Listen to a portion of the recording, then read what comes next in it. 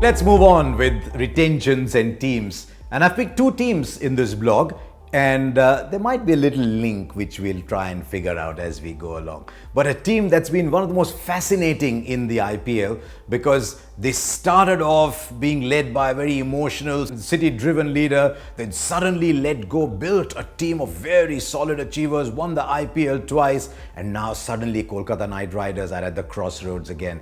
And their entire retention policy will be framed around one person, and that is their charismatic captain Gautam Gambhir. But what do you do with Gautam Gambhir? He's had a fabulous season in the Ranji Trophy. He's scored a lot of runs. He's been fantastic for them. Is he a long-term prospect? And what value do you attach? KKR is led by a team of financial experts as well, and they're very good at assigning value. So, what is the value for Gautam Gambhir? I have no doubt in my mind that if they can agree on a value for Gambhir that both Gambhir and the team agree upon, they will retain Gautam Gambhir, but I'm not sure that might happen because I suspect KKR will not be taking a long-term view of Gambhir. So let's put Gautam Gambhir aside for the moment. Who are the other players that will be in their crosshairs, on their radar? They love Sunil Narine. They like Andre Russell. They've stayed with him for a while, even though Russell was on a very small contract with KKR, remember. They like Chris Lynn very much, and they've got to be with Manish Pandey and Kuldeep Yadav. These are two pillars of the Indian T20 side as well. So my feeling is they will retain Manish Pandey, they will retain Kuldeep Yadav, they'll agree numbers with them, and they like Sunil Narine very much. They will stay with Sunil Narine. Now see what that means though. Narine spinner, Kuldeep Yadav spinner, Eden Gardens, nice fast track. Chris Lynn will be a good batsman on those tracks, but they need a fast bowler. Now, what about Andre Russell? What about Nathan Coulter-nile? As I said, a lot depends on where the negotiation with Gautam Gambhir goes. That'll leave one right to match card, and I think they might use that with Andre Russell first because you get someone batting in the top 5 or 6 who can turn the match around, athletic in the field, will bowl 4 fast overs. But we don't yet know how good he will be because he's taken a year off. I mean, he's been forced to take a year off.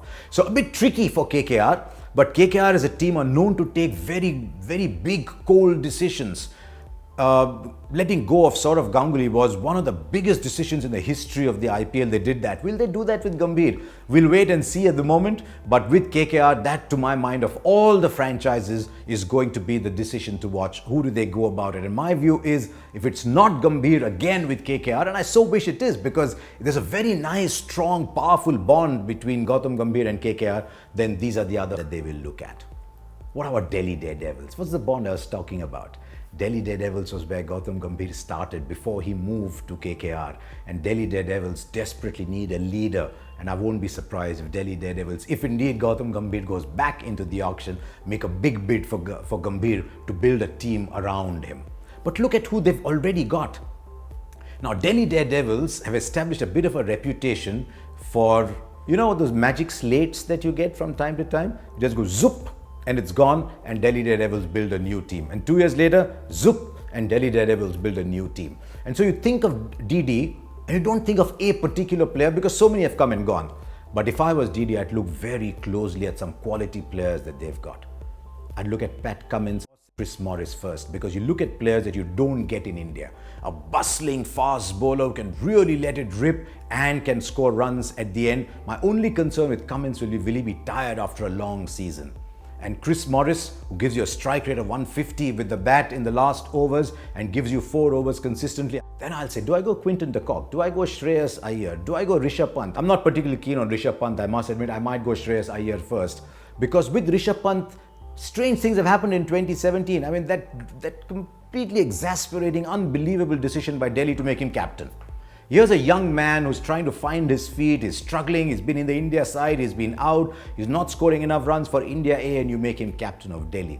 So I'm not sure where Rishabh Pant is going. I might use a right to match card for both Shreyas Iyer and for Rishabh Pant. But depending on the budgets, depending on the mindset, I'll go Chris Morris, I will go Pat Cummins, I'll keep an option open for Quinton de Kock, for Shreyas Iyer, and I'll see how it goes with either Sanju Samson or Rishabh Pant.